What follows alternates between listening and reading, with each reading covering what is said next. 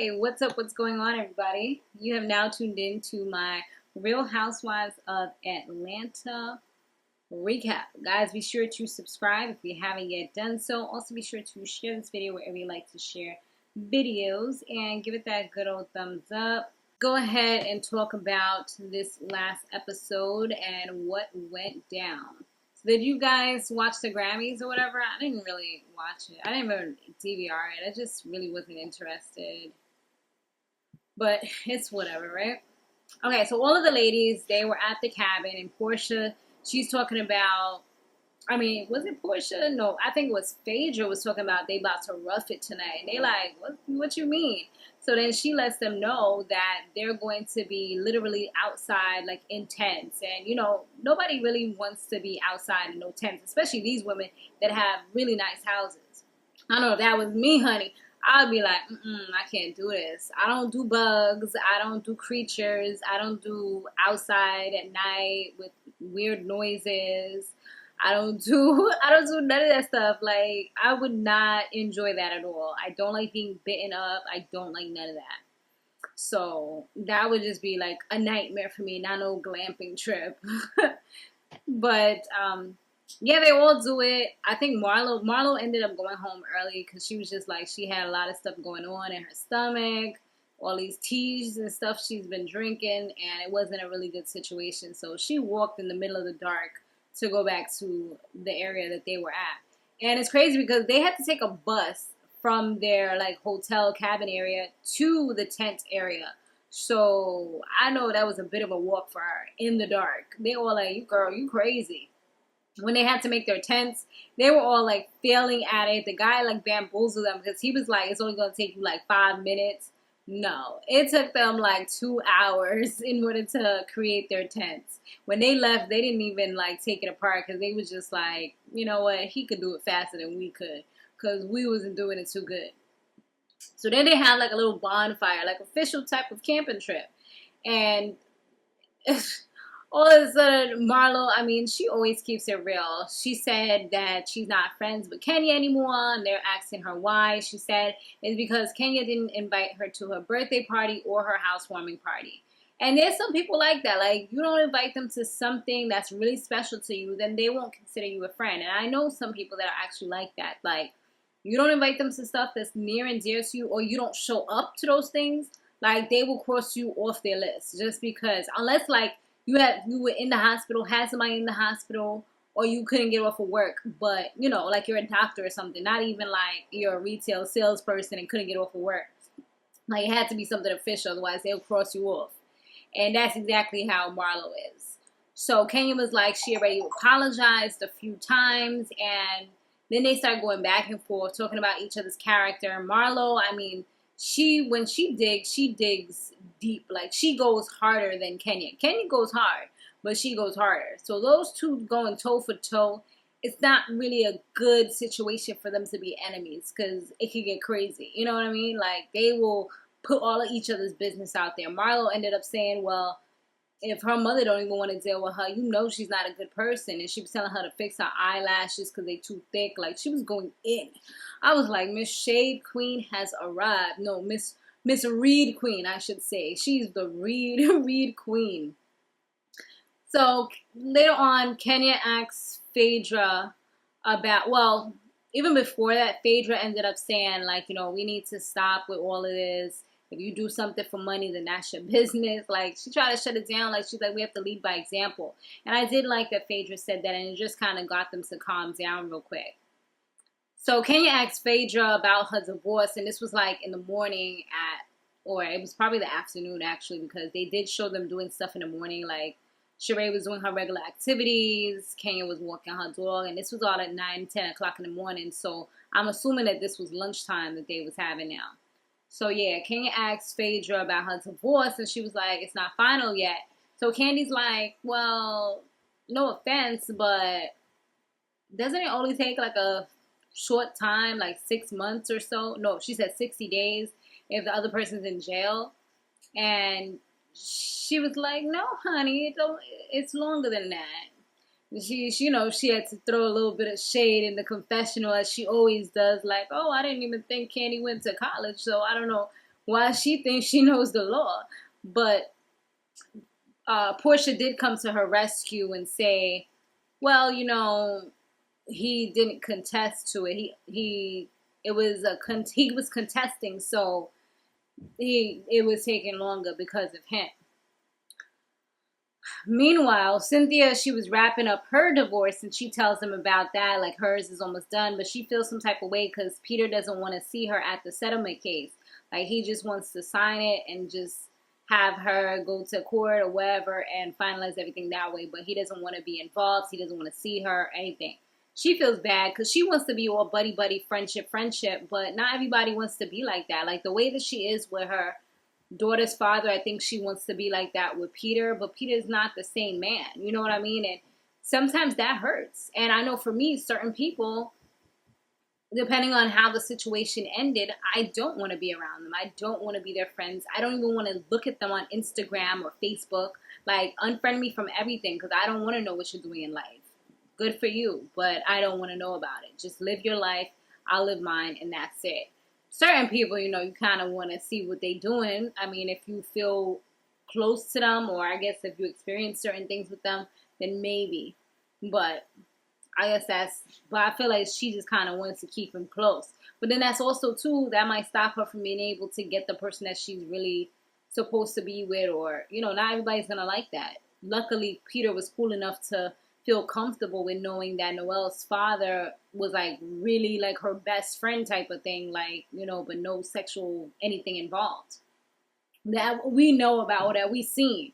What else happened? So yeah, they go kayaking after that, and they was in some murky, dirty water. Like, it looked like they was in a lake or a swamp. Like, it just looked nasty. And Sharee was freaking out when they was in the kayak. She's like, nah, I gotta get out of here. She's like, it's touching my booty. I ain't trying to get no yeast infection, no nothing. Nah, get me out of this. And I would have did the same thing because, ew, like, she said the water smells. She said she saw mad bugs in there. Like, no, I don't do that because then there could be crocodiles, alligators, who knows, swamp monsters. No, we're not doing that. So, yeah, right on to you, Sharee. You was not being bougie. You was being honest, and you got to let people know, because God forbid you fall in the water. Then you're going to be in that dirty water. It's going to go in your mouth, go in your eyes, go in your pores. No, nobody wants that. They all meet up later for dinner, and Kenya, she speaks to Marlo. She once again apologizes, and it seems a little more genuine this time. She says she didn't mean to hurt her. Sometimes you do things you don't mean to hurt people, but it happens that way. So Marlo agrees, and they pretty much do a non-existent shake on it. And Marlo did mention, like, I'm just going to, what we would say, or what my Aunt Liz would say, I'm going to feed you with a long spoon. It's pretty much, all right, we can be cool, but I'm going to keep you at a distance. I'm going to watch you because sometimes you be moving funny. So I'm going to keep you at a distance, but we can be in agreement. We don't have to, like, argue every time we see each other. We don't have to throw shade every time we see each other. We good. And that's how they look like they're pretty much going to do it. So after all the good vibes and everything is going nice and smoothly. Marlo asks Candy if she's a lesbian because she says she's been hearing things, and she says, Sharee, I'm sorry, but I just got to put it out there. Are you a lesbian? And Candy looks at her like, what kind of question is that? Like, why I got to be the one to get asked these stupid questions? She's like, no, I'm not a lesbian. She was like, if you asked me if I dibbled and dabbled and if I've experimented and did some stuff, yeah, I have. But I haven't done anything that anybody else here hasn't done.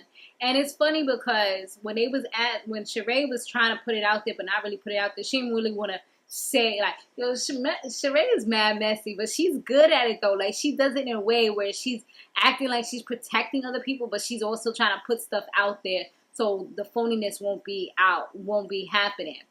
But nah, you wasn't really protective because either way you was going to say it. So she's like, somebody here said that you're a lesbian in the closet. And she's like, who said that? And Sharee's like, I don't want to be the person to do it.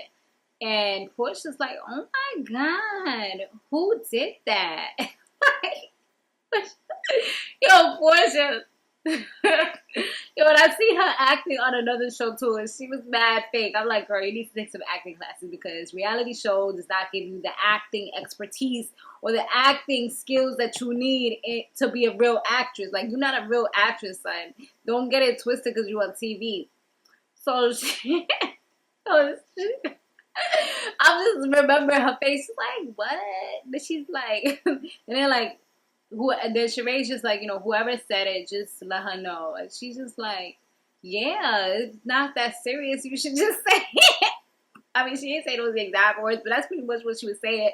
Like, just say it if you were the one. Like, why would you say it and then you don't want to say it now?